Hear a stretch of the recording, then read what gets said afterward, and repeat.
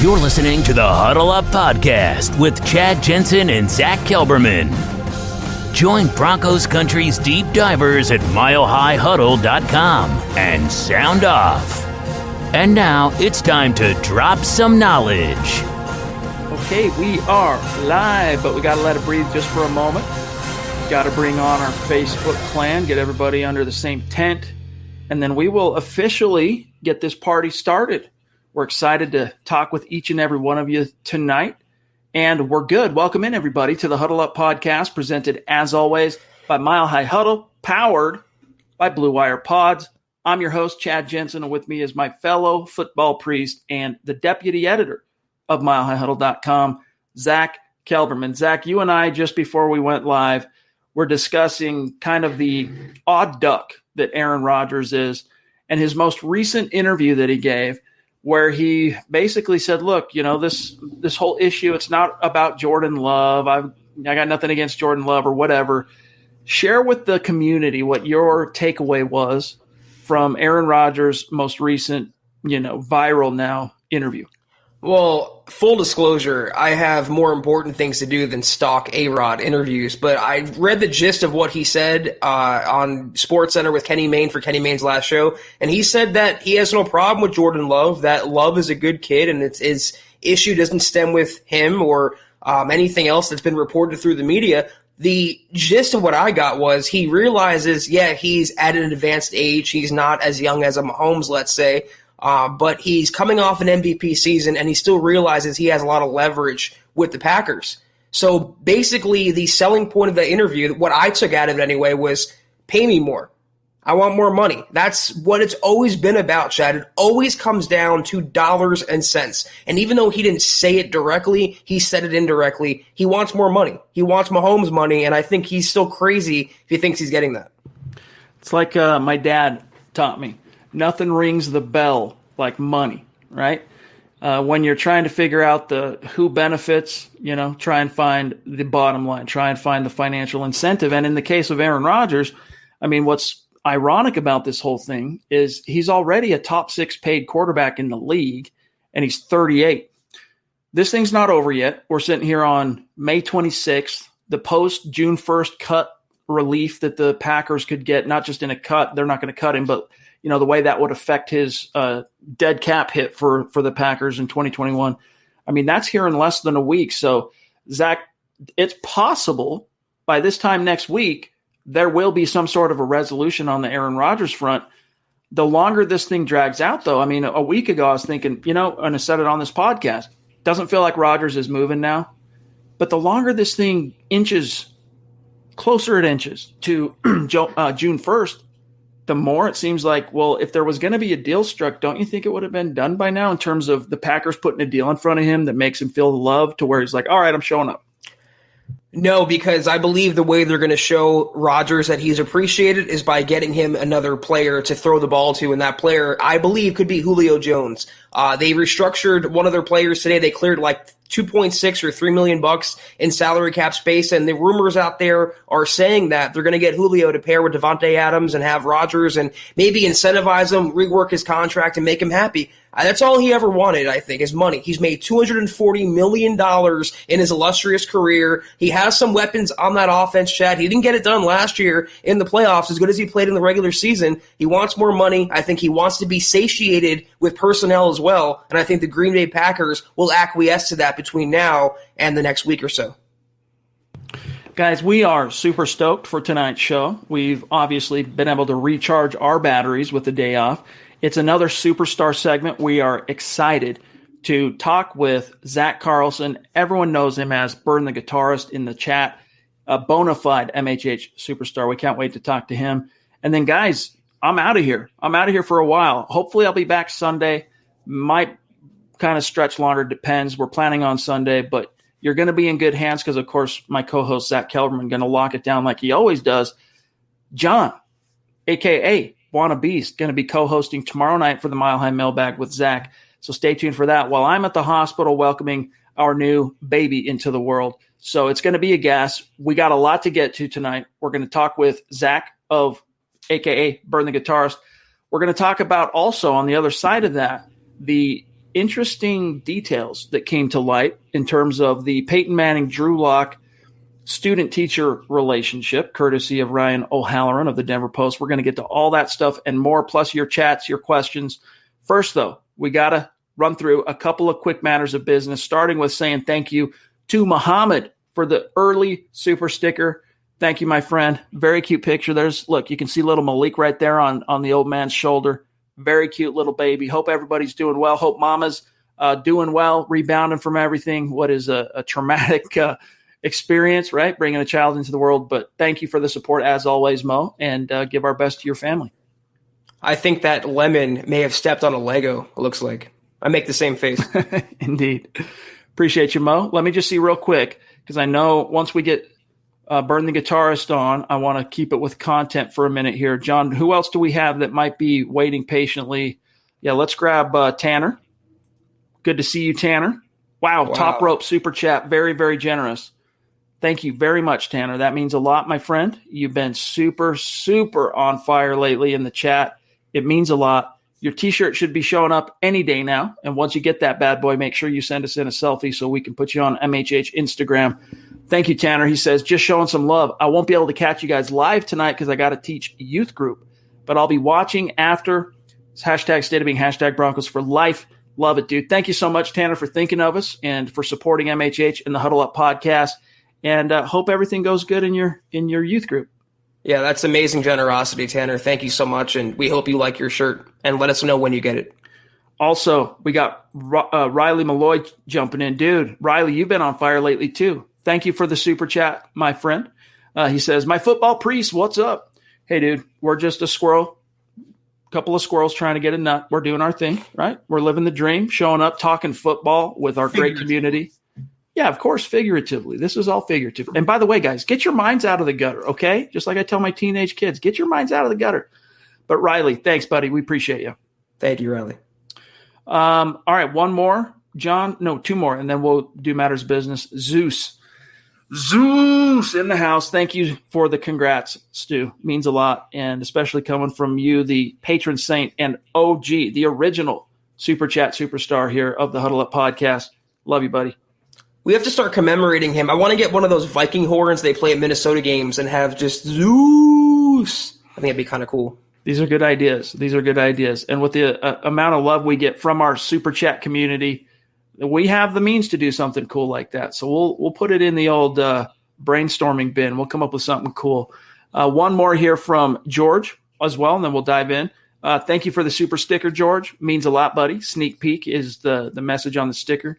George, if you're on Twitter, connect with us, my friend. We'd like to be able to keep tabs and shout you out after each show, but thank you for the support, buddy.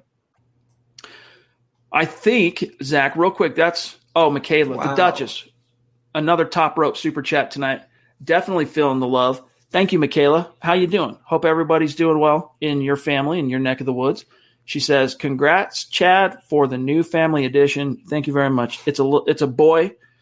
I think I've told the story, but I'm not going to do it now. I'll do it another time. But, yeah, we thought it was a girl for a minute because our doctor kind of led us astray. Turns out it's most definitely a boy. And, we're hoping to welcome him tomorrow. So thank you, Michaela. That's amazing, Michaela. Thank you so much. And your generosity day in and day out is so appreciated. All right, last one, and then we'll come back to the Super Chats. Don't worry. Tom, what's up there north of the 49th parallel? Love you, bro. He says, go, baby, go. All the best, Chad. Enjoy the moment. Another Broncos fan. Yeah, it's true. I'll indoctrinate him. He'll get baptized into the orange and blue. You know this. All right. Real quick, guys, make sure you know how to connect with us on social media, starting with Twitter @HuddleUpPod and our main account @MileHighHuddle. Our producer, who is going to be co-hosting tomorrow night with Zach Buonabeast on Twitter @JohnKMHH, Zach himself @Kelberman NFL, myself @Chad and Jensen. And then also, guys, as far as connecting on social media, follow the podcast page on Facebook. Thousands of you have so far. We appreciate each and every one of you for doing that. We need to continue to bump those numbers, get as many of our listeners over there following and liking the page, because we have some big plans for that Facebook page for the Huddle Up podcast, but we can't really roll them out until we beef those numbers up a little bit. So head on over there, like and follow. You can see the URL on screen, facebook.com/milehighhuddlepod, or just open up the app if you have it on your phone. Search Huddle Up Pod. You'll find it. we're going to announce a winner of this week's giveaway. Randomly selected person who's liking and following the page going to get a free piece of MHH swag. We'll be announcing that this week. So if you want in on that, go like and follow the page. And also, since we're talking Facebook, become a supporter. If you go to the Mile High Huddle page, all right, big blue button at the top. You can't miss it. All right, 95,000 fellow Broncos fans following that page. Click the big blue button. $5 a month, you get access to our VIP premium video content, which includes every Sunday at noon, Kelberman's Corner plus the Trickle Zone. And we have some huge plans, things that we are this close to rolling out for additional value for that VIP premium video and podcast content. So that's how you do it. Check out the merch store, huddleuppod.com. Get your swag on, get a hat, get a t-shirt. Again, gang, that's huddleuppod.com. Easy to remember. And if you're not in a position to do those things, it's all good. These 3 things, though, everybody can do. All right. Make sure you're subscribed, especially if you're on Apple or YouTube or Spotify, wherever you're subscribed. Make sure you're subscribed. Number 2, like this video. If you're watching this on YouTube, if you're watching this on Facebook, guys, the only way, no, that's not right, the best way, all right, to help get this content in front of Broncos fans who are out there wandering the desert, unaware that this community is out here waiting to embrace them, like the video. Helps us out tremendously. And then the third thing is the litmus test, guys. If we're doing a good job for you, or at least you respect the effort, share this video out there and help us continue to grow and reach those new like-minded Broncos fans just like you. All right, let's bring on the man, the myth, the absolute living legend, Burn the Guitarist. As you can see on screen, Zach Carlson is his true name, in the house. Zach, we've been looking forward to this time to get you on here and talk some shop. It's finally come. How you doing, bro? It's good to see you. Oh, I'm doing great. I'm doing great. Chad, Zach, absolute pleasure to be here. I'm always thrilled to be talking Broncos with the boys. That's all we're doing. That's all we're doing. Now, Zach, I'm not going to betray your geographic location unless you opt to do that yourself. But suffice to say, you're one of our great superstars who exemplifies our little catchphrase we've got going here on the podcast, which is Broncos country is not a geographic location. It's a state of being. Being that you're not from or in, let's just say, Denver, tell us how you became not just a passionate, dedicated Broncos fan, but you're a very knowledgeable Broncos fan. I appreciate that. I am definitely broadcasting live from the swamp. That is the swamp, not a swamp. But yeah, so I ended up moving around a lot as a kid. So I was living in Fort Collins between the ages of 4 and 8, which as it turns out is really, really important time for the development of football tastes. And on top of that, after I moved away from Colorado, I ended up growing up in Boise, Idaho. And that was about 2004-ish. I moved there. And you'll never guess who is also from Boise, Idaho.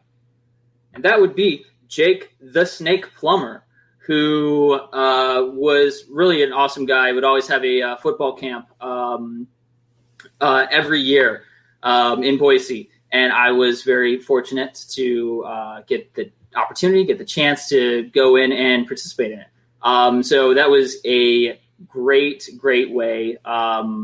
It was great to be a Bronco fan already, and it just really affirmed my allegiance to the team. Zach, great name, by the way. You know where I'm going with this by now. At this point in the show, tell us, will you please, your favorite Broncos memory and your least favorite Broncos memory? Absolutely.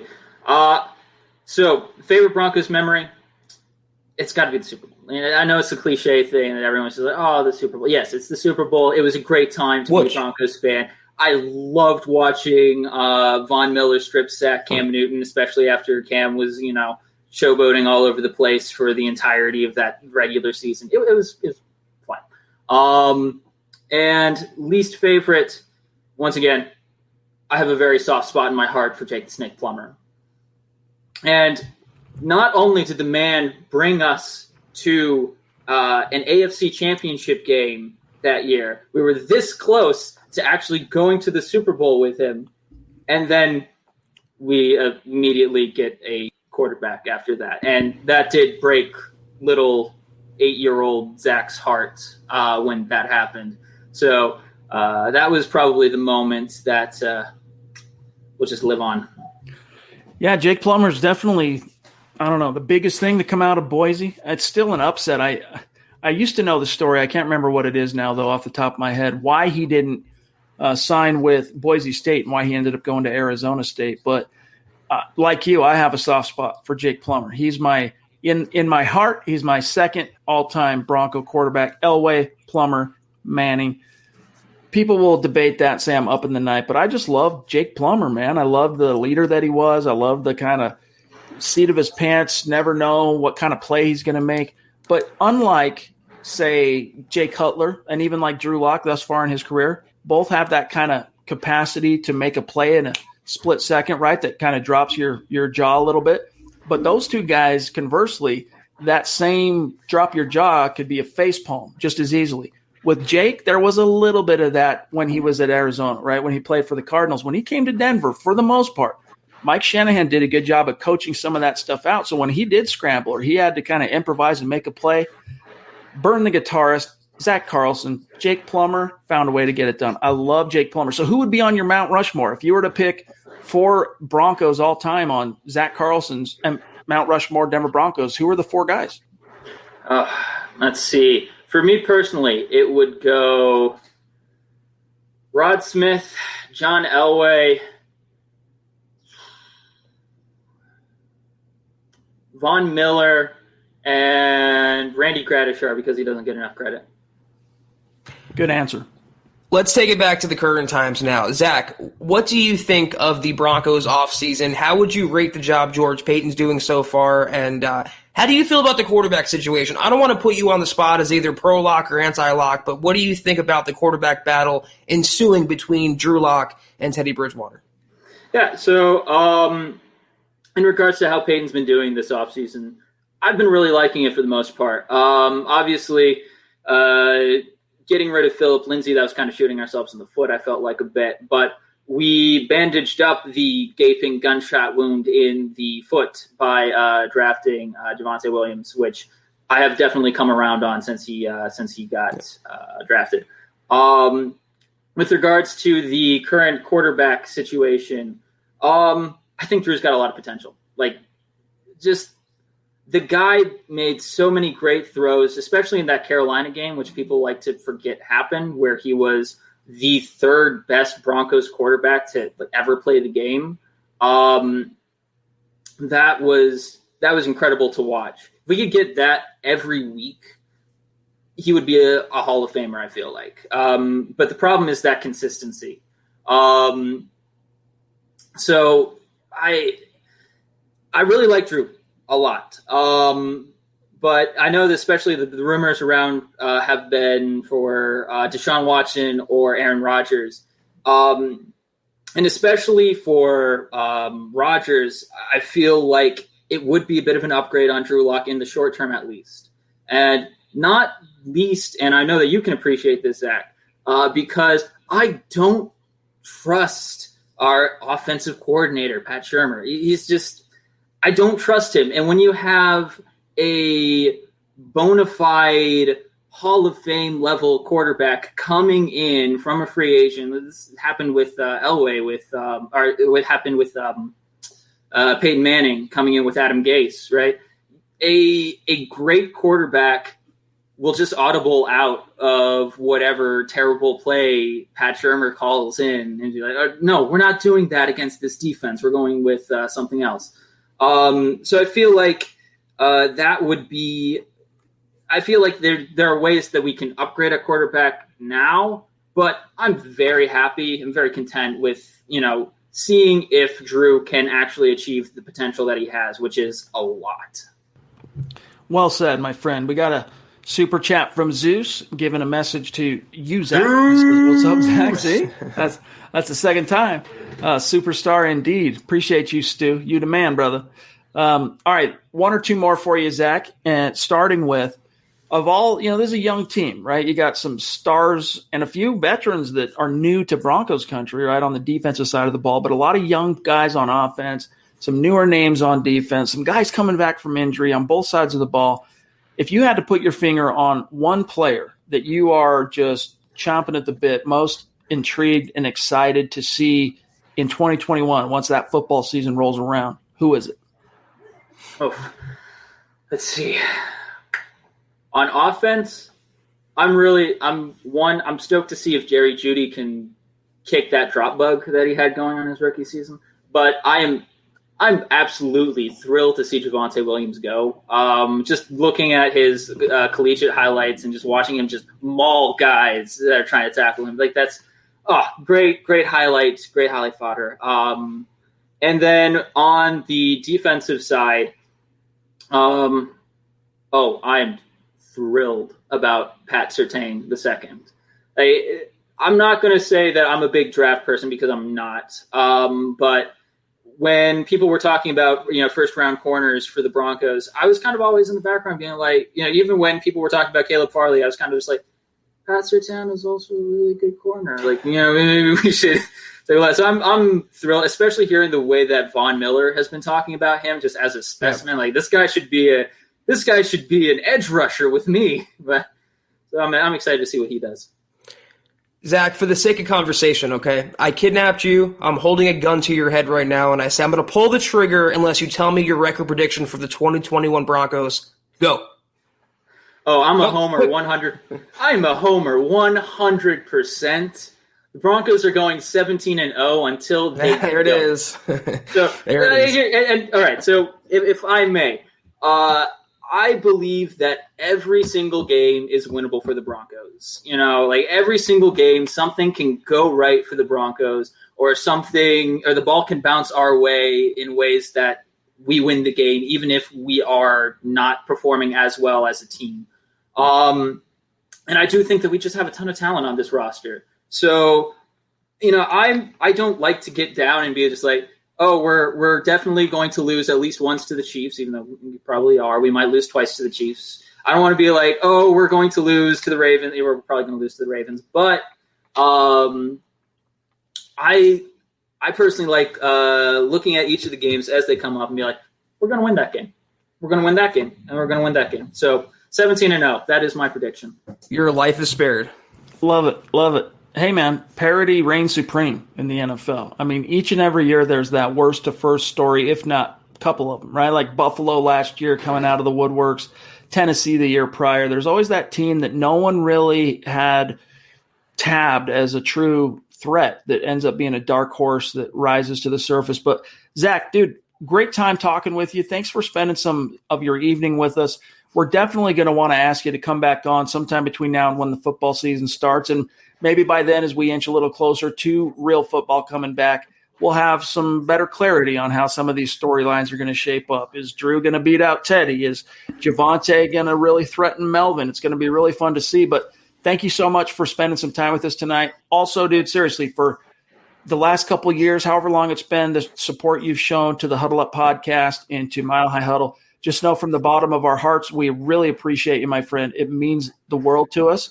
And so thanks for giving us some of your time. It's a small thing we can do to kind of get, satisfy that itch for us in terms of giving back and also enriching our own lives. So welcome and thanks, and we'll talk to you soon, buddy. All right. Thank you guys so much. It was a pleasure being on. All right, guys. By the way, real quick, on Twitter, it's just see his name on the screen, remove the vowels. That's his Twitter handle. All right, Zach Carlson, Zach with an H. That's his Twitter handle, @ZCHCRLSN. Right? That's correct. All right, that's correct. Zach Carlson, Burn the Guitarist, you the man. Appreciate you. We'll talk to you soon. All right.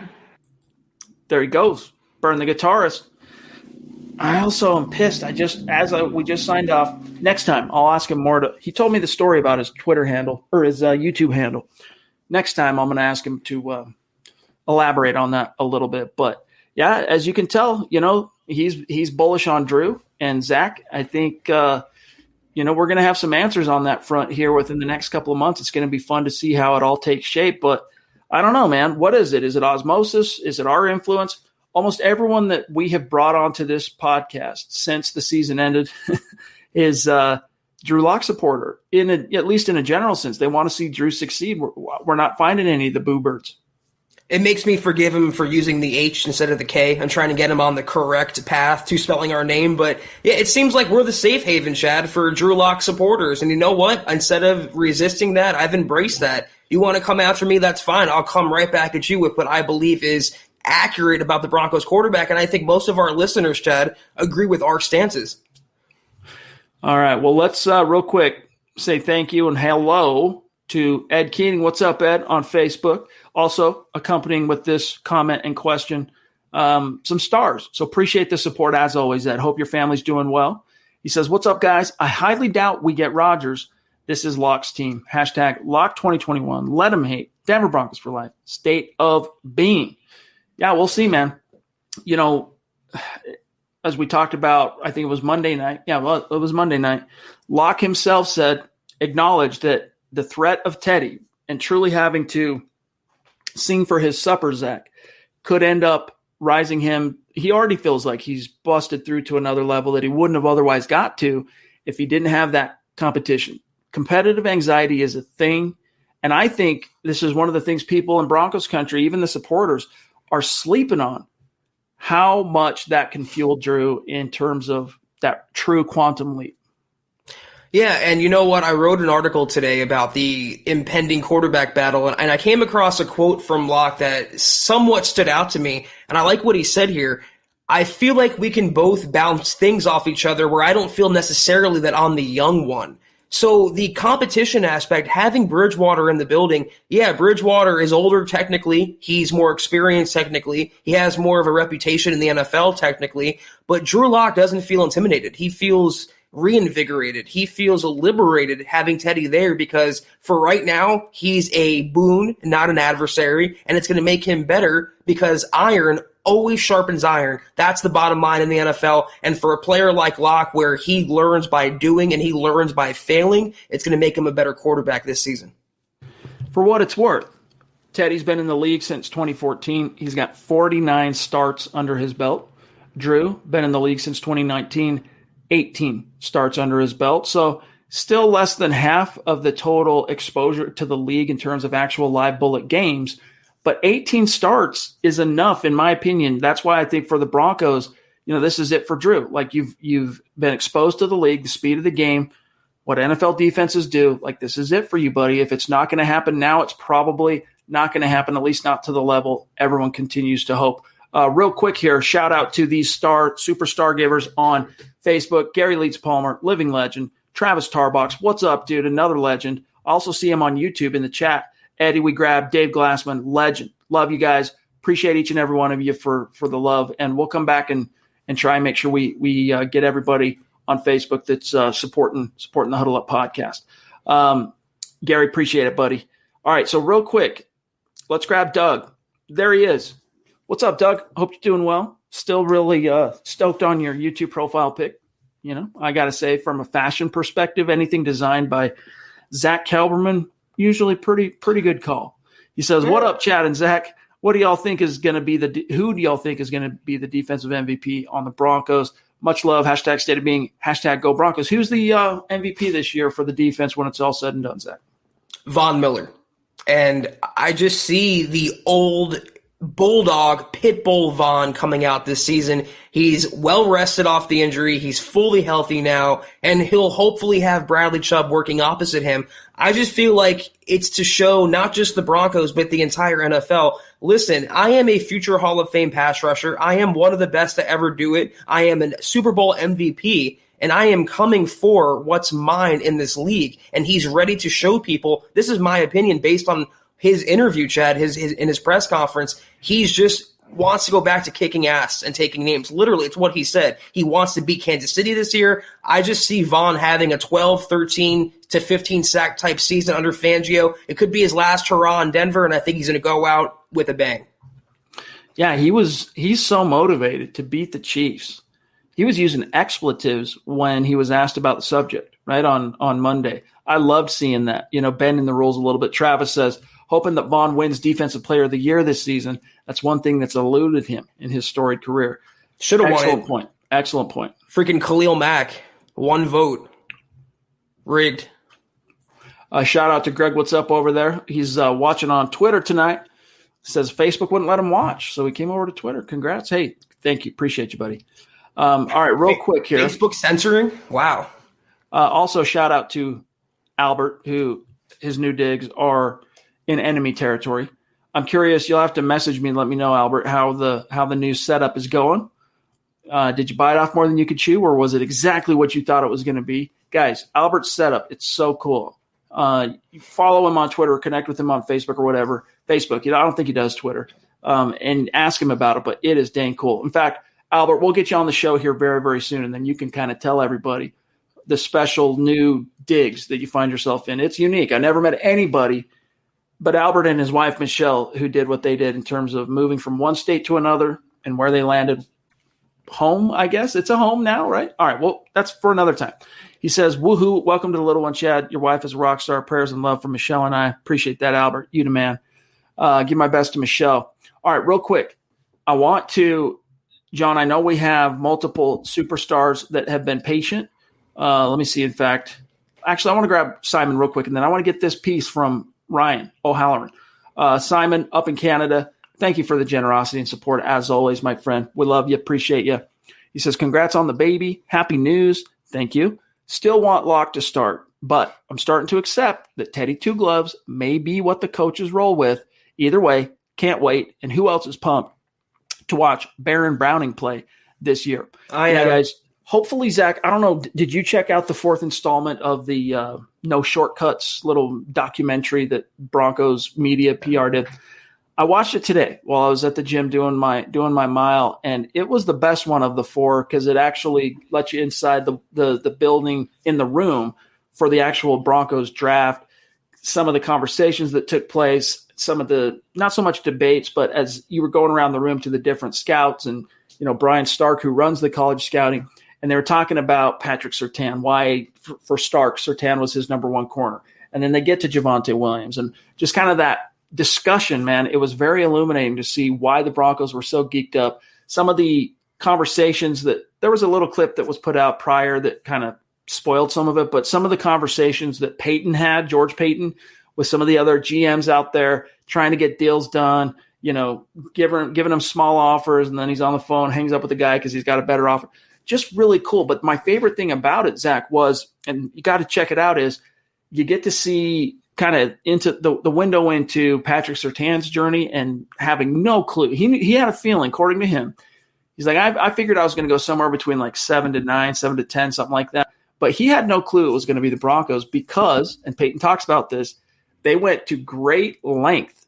I mean, they skipped the Alabama Pro Day. We saw that as like a, hey, we're not interested in Mac Jones. But that was actually more about we don't want to telegraph in any way, shape, or form our absolute love and covetousness for Patrick Surtain. So just really cool stuff, guys. Go check it out if you haven't after this podcast.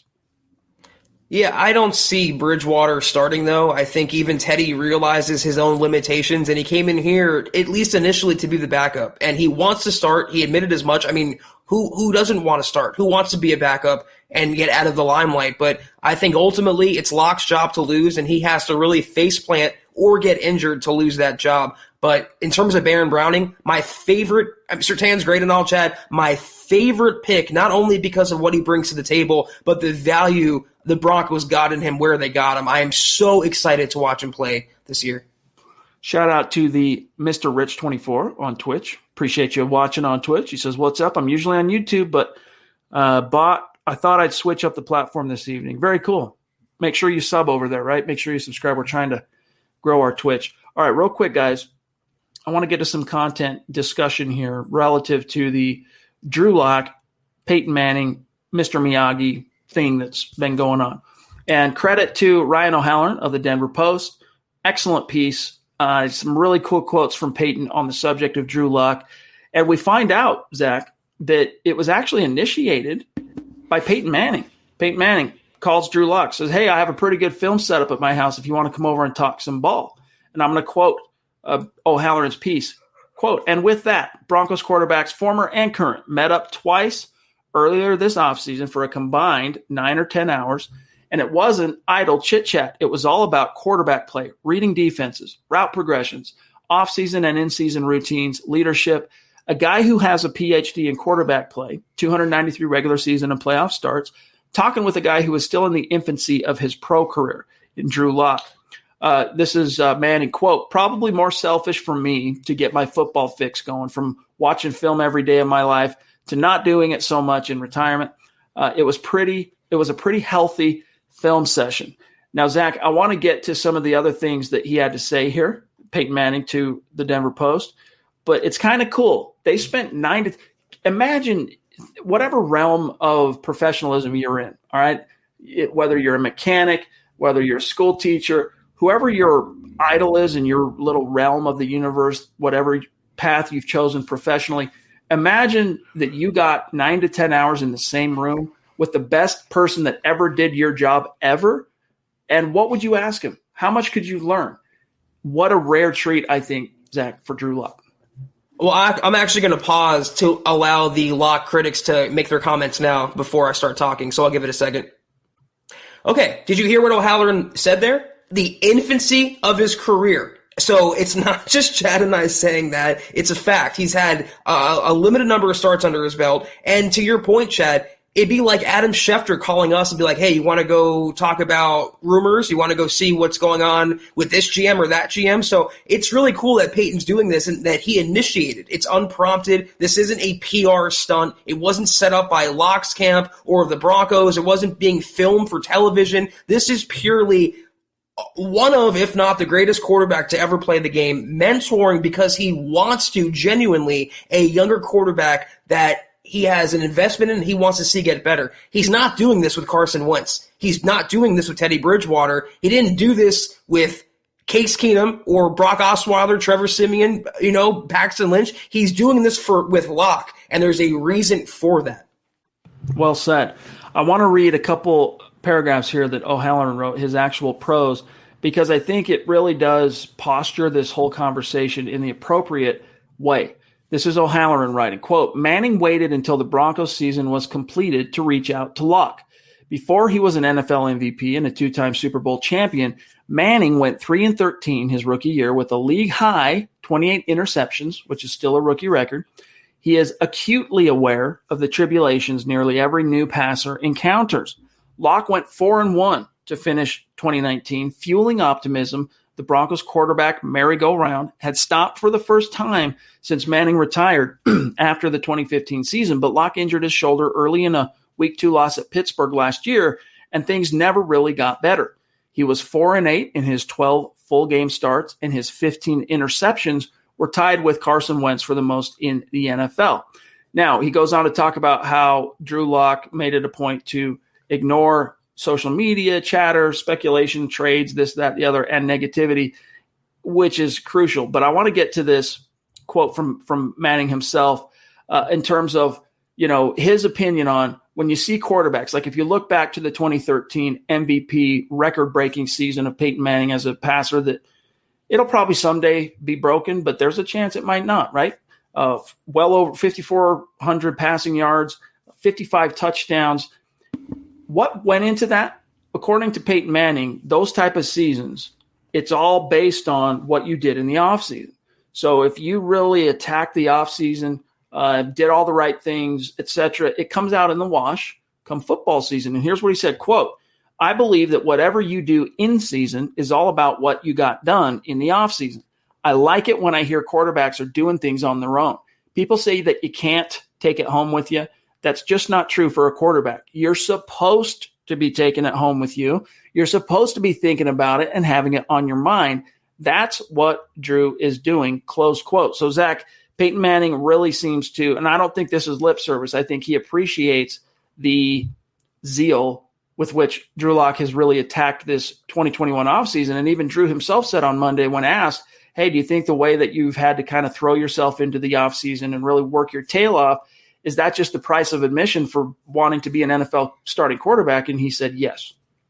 Man, somewhere Vance Joseph smiling, Chad. It seems like Drew Lock's had many good days of practice in the offseason, and we went over his extensive offseason plan from the moment he wakes up to the moment he goes to bed. It's all about quarterbacking. It's all about the Broncos, and it's all about getting better. And I think that Peyton likes his zeal, like you said. I also think Peyton, as a fellow quarterback, respects the grind and respects the work ethic, because Peyton's been around long enough now where he's seen the Lynches, he's seen the Jamarcus Russells, he's seen the Ryan Leafs. I mean, that was a whole controversy when he was selected in and of itself. Leaf versus Peyton Manning. So the fact that, Locke isn't perfect, he's far from perfectly polished, but he's working his absolute ass off to get better and doing everything possible to achieve that goal. And I think Peyton respects that.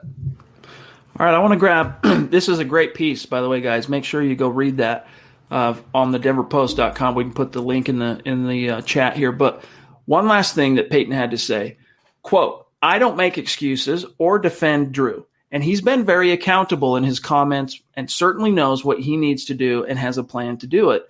But I will say the greatest benefit I had as a player was having the same offensive coordinator, Tom Moore, for my first 13 years. Tom Brady had the same offensive system for every year in New England, and Tampa last year pretty much got it to his system by late in the season. It makes a big difference when you have continuity. In Drew's second year, he was already on his second coordinator, and then you add in the virus, offseason. That's tough for any quarterback. I can tell during the meetings they had, the 9 to 10 hours, that he was excited about getting into the facility, getting with Pat Shurmur, and being on the same page, because they didn't get to do that last year. They didn't start meeting until August, which is insane. Close quote. Now, Zach, the truly deranged, those that are the most caught up in Locke derangement syndrome will say, well, Justin Herbert didn't get to see his coordinator face-to-face till August either, and look what he did. We shouldn't make excuses for Drew. I don't know if you guys noticed, all right, but that was an outlier type of season. Justin Herbert produced an outlier body of work, the best rookie season for a quarterback of all time. So trying to, in the same way that you can't compare Drew Lock's 2 years to John Elway, who was a Hall of Famer, his first 2 years, and people get all apoplectic when anytime you try to do that or compare, his first 2 years to Peyton's. You can't, they're outliers, right? You can't compare a contemporary guy who's going through the bumps and bruises to an outlier all-timer like that. In the same way, it's unwise, Zach, following that to its logical conclusion, to do the same with an outlier like Justin Herbert. Peyton Manning is telling you right now, continuity is the key. And finally, the Broncos wised up, and they're giving it to him. Did Peyton just put Locke in the same sentence as himself and Tom Brady? Broncos country is about to cancel him, Chad. I mean, that's a bold declaration right there. But it's also everything he laid out. I'm not going to say like we know, and we've been saying we know better than Peyton Manning, but we've been saying this about Locke since last season. He hasn't had those benefits of having the same coordinator. He was hurt last year by injuries and the virus and the pandemic going on. I mean, those are all facts. And yeah, the Herberts out there, the outliers, sure, but I don't care about them. I care about Drew Lock. I care about the Broncos, and I'm focusing on that unique situation for what it is. And when you have someone like Peyton Manning coming out, once again, unprompted, this isn't a PR stunt. He didn't sign up for this. And when he's saying these things, he said it's insane that he hasn't had continuity. Insane is the word that he used. So don't take it from us. Take it from PFM. Amen. Amen. Let's grab this super chat here from The Brainstorm, a newer name on super chat. So welcome. Thank you. Connect on Twitter, my friend. Appreciate the support. He says, just showing some love from New Mexico. Very cool. Very cool. State of being, baby. Connect on Twitter. I see the 3 too, so I'm going to just get a let him hate out there. Just obligatory. Let him hate. This is the superstar who I was trying to remember when we were talking about Dale and Kiaka. We had another superstar, hails from Hawaii, right here, straightforward 07. Good to see you. Thanks for the support, as always, my friend. He says, aloha, MHH, ohana. I don't know if I pronounced that correct, but he says, it's been a minute. Finally found time to support the cause. Hope all the hard work Drew is doing will show this season. The Kobe mentality. Hey, preach, man. That's what we're hoping. And I honestly, I'm out on a limb a little bit. I'm starting to stray, I think, probably a little too close to bold prediction. But I really do think all of the combined factors, from the way he's attacked the offseason to just the competitive, juice that's going to be extracted from this quarterback competition with Teddy Bridgewater, I really do think fans are going to see a whole new, different Drew Lock in the best sense.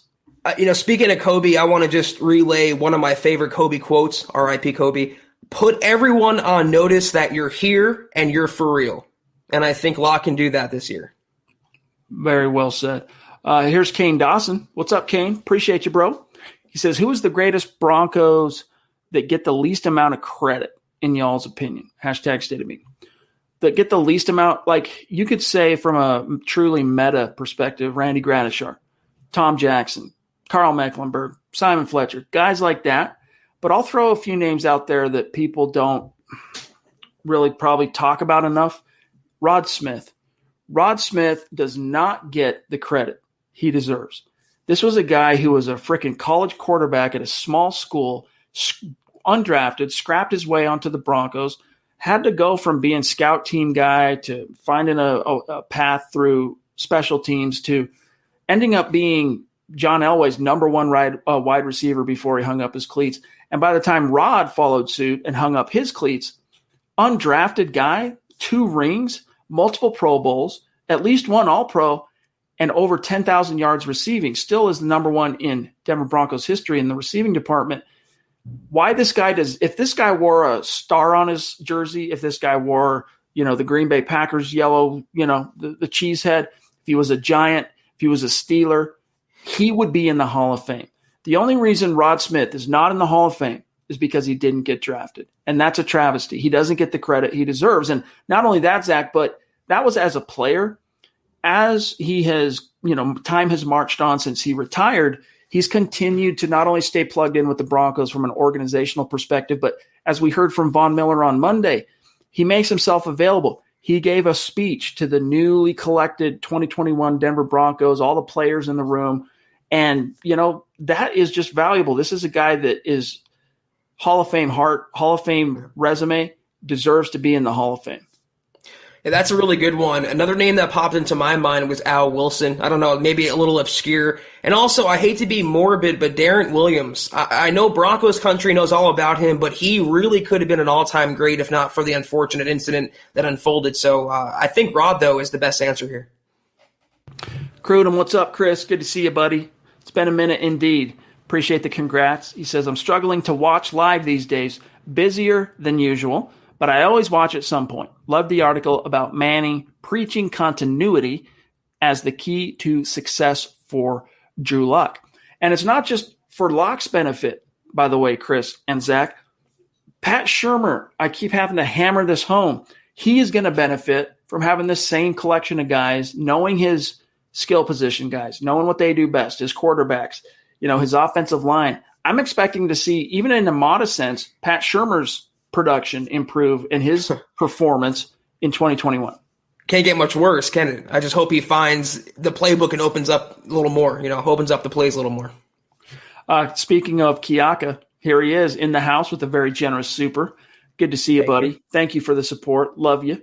And, hey, man, I hope you were serious about September 26th, week 3, home opener, MHH tent, tailgate at the field, right? And Power Field and Mile High, we're going to be there. 4 months, exactly. It's going to be a gas. That's right, 4 months. He says, my brothers, in relation to the Jerry Jeudy interviews last year, this new Jerry Jeudy seems like a different guy. I like what I see. Chad, congrats on the baby boy. Give him knuckles from Uncle Kiaka. I will, dude. Trust. I will. But yeah, guys, in case you missed it, what he's alluding to here is Broncos media. I think it was Phil Milani. A little feature that you can find on their Twitter. We'll probably do a story on it. Some of the things Jeudy had to say at milehighhuddle.com, if not tonight, tomorrow. But long story short, Jerry Jeudy's tonality is definitely different. And he is acknowledging that, look, I wasn't quite equal to my opportunity, right? The Broncos' number 1 guy goes down. You think, no problem. You got freaking Jerry Jeudy, first-round pick. Let's go. And he played okay. He produced. He got upwards of, what was it, Zach, 800-some-odd yards and whatnot. But the drops were daggers. And, just you can't have them. You can't have them. And he fell on that sword like a man. He owned up to it, said, look, I got a lot to prove, and I'm going to prove it. And I liked hearing that from Jerry. You still got to see it come out in the wash, but I liked the shift from the former first-round pick. Yeah, he fell on the sword after taking it and stabbing in the back of Pat Shurmur and Drew Lock during the season, chat about the balls that were getting thrown his way or the lack thereof. And here's my take on Jerry Jeudy. He's saying all the right things right now, but he's a receiver. He has one job, catch the passes that are thrown to him. When he starts doing that, I'll believe it's a turnaround. Until then, he is Butterfingers Jeudy all the way. Dale, what's going on, buddy? Good to see you. Appreciate you. Looking forward to talking with you soon. He says, Priests and John love this show. Been looking forward to the show all day. I personally think there is a better chance Deshaun Watson lands in Denver now than Rodgers, but I don't think either happens. Has there been some movement on the Watson front? I've been a little less focused on the newswire the last couple of days, getting things ready for the baby. Apparently, he still wants out of Houston, and I believe he's on the verge of settling those sexual misconduct settlements. So I think he'll get traded. I don't think he's coming to Denver, though. So we can kind of remove his name from the whole conversation. I don't know, man. It ain't over till it's over. One thing I saw from, just the gut feeling from watching George Peyton operate since he arrived, and then, seeing these no shortcuts behind the scenes stuff. This is a guy that has no compunction with swinging for the fences. Even if it means he strikes out, he's going to swing, and I think if he really thinks he can improve the team, he'll swing at it. Doesn't mean it's going to happen. Doesn't mean he'll connect. Doesn't mean it's going over the fence, home run, but he'll swing. So it's still a situation to monitor, but I agree that the odds of it happening for Broncos fans that just want anyone but Drew, it's still minutely slim. Well, the thing about Watson is even if he's cleared, he might be still suspended under the conduct policy. So there's no guarantee he's going to play the entire season, and I don't see a team willing to give up 2 first-round picks to acquire someone that could be suspended for some, if not all, of the coming season. Zach jumps in, Burn the Guitarist, after gracing us with his presence and helping carry the water with some content, offers up a super chat. That's why you are a MHH Mount Rushmore superstar, dude. So thank you, buddy. He says, hey, guys, I was thrilled to be on. Thanks for having me. You the man. Thank you, Zach. I'm just plugging in my lap. Give me 1 second here. There we go. All right. We are at 51 minutes. Got to keep it relatively tight tonight. I got a lot still to do before tomorrow morning. So, Beowulf, hey, dude, if you're on Twitter, connect with us. I look for you anytime you super, but no dice. So thank you for the support. He says, our defense will be number 1. Offense, top 15 with its weapons honed. Peyton made the right moves. Chad, may the fairy god Bronco bring you a spunky little My Little Pony. Congrats. Beowulf approves. Go Broncos. Appreciate that, buddy. Really do appreciate it. But what do you say, Zach, about number 1 D, top 15 offense? Is that realistic for Broncos fans to aspire? They better be close to number 1 on defense, if not number 1 overall, considering the depth of talent they have, the coaching, and the urgency they have with Fangio and the coaching staff this season. And if they have the number 1 defense, and that means they're forcing turnovers, and if they're forcing turnovers, they're putting the offense in good situations. And if the offense is in good situations, that means the offense is probably scoring and capitalizing. So it really works hand in hand, and I believe it's well within the realm of possibility. The Broncos finish top 15, top 16. It all depends on Locke, of course, but the talent they have from the offensive line to the receivers, the running backs, if he can just be average under center, they could be a top 15 team.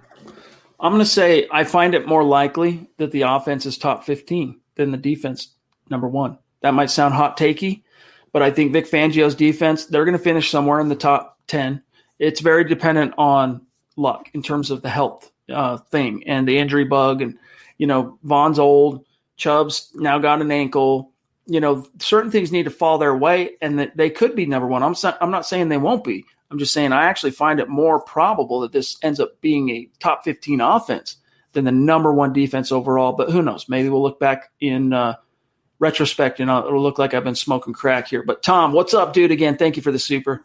He says, wasn't Locke the only rookie Q in NFL history to pass for 3 touchdowns in his first game against Houston? And can't Locke haters see we have something here? You're half there.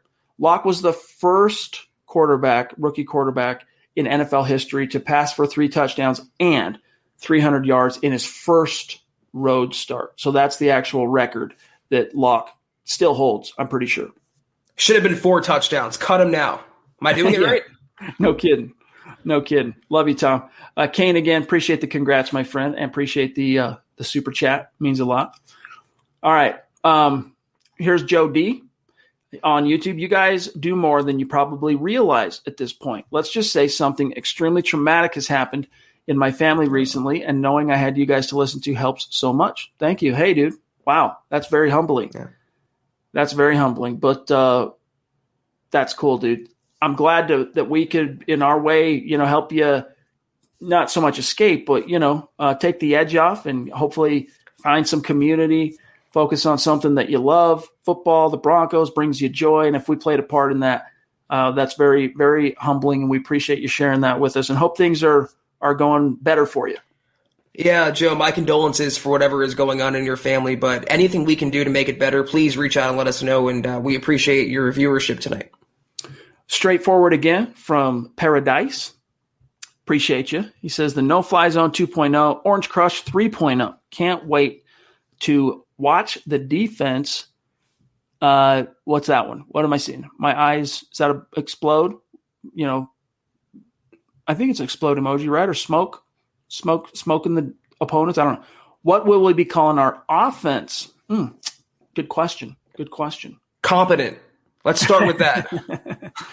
Go from there. I don't know. That's a good one. We'll have to think about that. I'll have to think about that. Nothing I could feel confident with is coming to mind right this second, but we'll circle back to that. Ask us again. I'll put some thought into it. Lock and roll. There you go. Lock and roll. Lock, stock, and two smoking barrels. I mean, I don't know. Jason Christopher, what's up, dude? Good to see you. Been a minute. Appreciate you. Thanks for the congrats.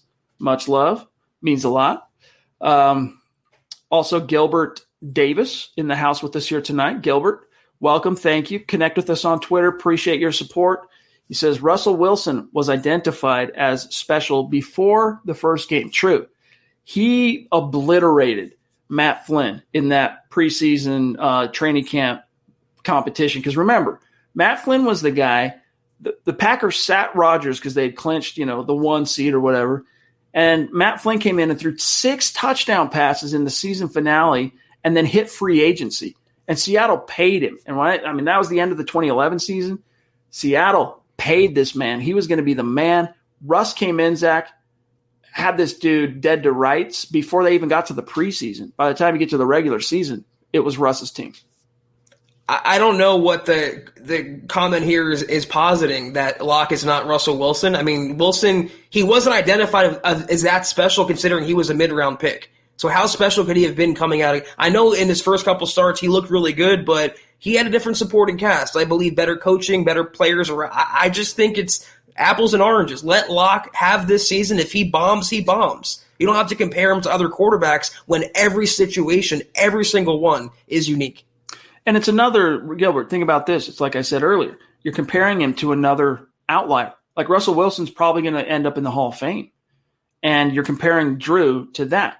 But how many quarterbacks who are amongst the best currently? I mean, even Drew Brees, who just retired, he didn't become Drew Brees till, you could argue, New Orleans. But at least it was his third year, I think. They won double-digit games in San Diego. I mean, it took him time to marinate.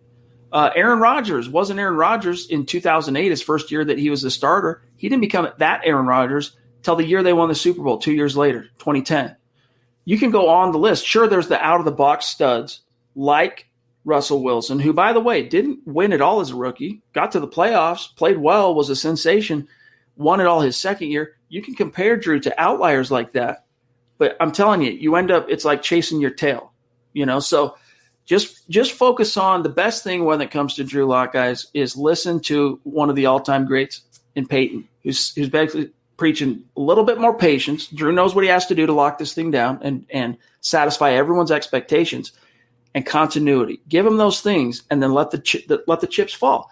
And if they fall in a way that proves or suggests that Drew's not the guy, there's no more time to doubt whether it's true or not. If Drew doesn't, I hate the double negatives, but if Drew doesn't leave no doubt again, the Broncos are moving on. That's it.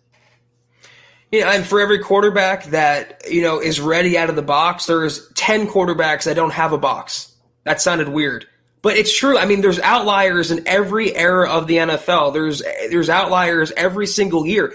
What about Josh Allen? He was pretty horrendous his first year and took until year 2 and to really get going to the quarterback that he blossomed into. So to compare Locke to any of those guys, Peyton Manning, for example, with the interceptions, or Elway starting slow, every situation is unique, and I continue to stress that. Dave says 12-5 with Drew starting. Write it down. Take a picture. I don't give a flip. Okay. I love it, dude. Love it. All right. Let me see here where we're at. We're at the 1 hour moment or mark. Oh, Michael. Good to see you, dude. It's been a minute. Appreciate the super chat. He says, I believe Fangio will go with Bridgewater if Locke doesn't show a ton of improvement in camp. Fangio wants ball control and to let his defense win the game. I believe it's Locke's job to lose. Damn, Zach and I always disagree. I think it really comes down to this. If Drew Lock is giving the ball away a lot in camp in the preseason, that's really probably the only thing that's going to allow Teddy Bridgewater, in the heart and mind of Vic Fangio, to leapfrog Drew. That's what it will take. So if Drew's not, even if Drew plays pretty bland, moves the chains a little in preseason on, 2 or 3 possessions a game, whatever they get, doesn't turn the ball over, he'll still be the guy week 1. It's only if you see a raining down of continued giveaways that Vic Fangio is just going to say, okay, that's what I needed to know. Thank you, Drew. Sit down. Teddy, go, be the 180 yards on, 18 completions, 1 touchdown, no picks. And let's hope to God Melvin Gordon and Javonte Williams can do something. I mean, yeah, first of all, I'll take it point by point here. I do believe Fangio will replace Locke if he doesn't perform well, if he's not up to snuff, if he hurts the team, then Bridgewater will and should come in. And I said that as a Locke supporter. Also, of course, Fangio being an old school, hard-nosed, defensive-minded head coach, he wants ball control, ground and pound, and let his baby, the defense, win the game. It is Locke's job to lose as well. So, Michael, you and I actually agree on more than you think we do. Appreciate you, Michael. Seriously, it's good to see you, buddy. All right, last one, I think, from Kiaka, and then we got to dip on out of here. Nope, one more after him. Kiaka again, confirming. Chad, yes, I will be there for the MHH tailgate. Dope, dude. It's going to be so fun. We're talking about it right now. We're not full-on promoting it yet, but we will be. It's locked in stone. It is happening. So, guys, we want as many of you there as can get there. And once we get a little closer, you'll know how to find us, what we're going to be doing exactly, all the details, all that stuff. But it's happening, gang. And Kiaka, we can't wait to meet you, buddy. And we're getting a dunk tank. So if that incentivizes all of you to dunk me in some water, let's do it. Also, we need to get you on the show, Kiaka. Before then, I know we talked about that. We haven't actually got you on the schedule yet, right? So DM me, dude. Let's iron that out. And if we did, just forgive me. I'm juggling so many things right now with – if I turn this in my office, let me show you guys something. Oh, actually, I'm not going to fiddle with it. But right behind this banner, the Sports Illustrated banner, is a crib and a bunch of other stuff. Because where I'm sitting right now, this is going to be baby room. And my new office, MHH Command Center, is a really cool shed that I spent some coin on. It's set up inside, drywalled, soundproofing, the whole 9 yards. It's going to be dope. And I've filmed a lot of this stuff. I'm going to, put some content up so you guys can see what it looks like once it's all said and done for our superstars and our supporters. So straightforward 07 again. Thanks, buddy. And he says lock and loaded as far as the name for the offense. I like it, dude. It has a ring to it. We'll see. What about for Bridgewater though? That's the other thing. Bridge over Mile High Waters. Bridge the gap. Bridge the divide. I don't know. Orange Tide, says Veach. I like it. It has a ring to it. Eric, what's up, dude? Good to see you. Appreciate the super. He says, like the coaches, Locke is fighting for his job. Will he change things up at the line when he doesn't like the crap Shermer is calling? That's a good question, man. That'll, those are the type of things you don't ever learn about till well into history, or the future, I should say. But if he's truly as confident as he's sounding, I think it all comes down to production. If he's out there dicing it up and putting points on the board and feeding the guys, he's going to feel like he has the prerogative and purview, Zach, to do those kind of changes. But if he's still worried about Teddy and he's playing tight and he's, in his head a little bit, you probably won't see some of that stuff. So we'll see, man. A big part of this battle, of course, is what takes place between the ears. Well, if he's studying with Peyton Manning, I mean, no one is better in the history of the game than audibling out of plays at the line of scrimmage and being his own coach on the field. I'm not saying he's Peyton, but I hope he has the alpha mentality enough to overrule his coach when he deems it's necessary. Maybe not in week 1, but by midseason, I hope he's confident enough to go out and perform to the best of his abilities, even if that means changing the play. Drew, hope the stuff that you've been dealing with, that you got it locked down. Hope everything's okay. We're glad to have you, man. Welcome back, and hope you have a good night and things are okay, buddy. We got to get out of here, though, guys. I'll see you on Sunday night. Thank you for the stars, by the way. I'll see you on Sunday night. We got a few questions, like from Michaela wanting to know what the baby's name is going to be. I'll tell you, there's 3 names. All right, there's 3 names in contention. I'm not going to tell you which one I like. All right. One of them is from me. One of them's from my wife. One of them's from my daughter. My daughter, she's like dog on a bone on this thing, naming the kid. Like, I'm almost afraid to not name this kid the name she wants, because she's the one that's probably going to half raise him. You know what I mean? She's going to be 11 by the time. Anyway, here you go. Theodore. All right. Going to be called Theo. That's one. Raylan. Not to be confused with Raylan. Raylan, anyone ever watched the show Justified, right, with the U.S. Marshal gunslinger guy? That's where that name came from, Raylan, R-A-Y-L-A-N, and Holden, H-O-L-D-E-N. Those are the 3 contenders right now. Tell us in the chat. I'll show my wife. You tell me which ones you guys like in the chat, and we'll lean that way. Theo, Raylan, Holden. Let us know. But we're waiting until we lay eyes on the kid before we officially make our decision. Whoops. It's Theo. We'll see. We'll see. All right, guys, got to go. Don't worry, though. I'm gone tomorrow, but Zach and John, they're going to lock it down. It's going to be a great Mile High mailbag, no doubt. I'll see you guys on Sunday. Don't forget to, while you're at it, make sure you are tuning in tomorrow morning, because Tuesdays and Thursdays, Broncos for Breakfast, Nick Kendall, Scott Kennedy, been getting a lot of just phenomenal feedback and positivity from the listeners on that show. 2 very knowledgeable guys on football. We weren't sure if you guys wanted or how well a morning drive type of show would do, if it would fit into your schedules, but so far so good. If you have missed that, guys, make sure you have your phones ready to roll. 8 a.m. Mountain Time, 10 Eastern.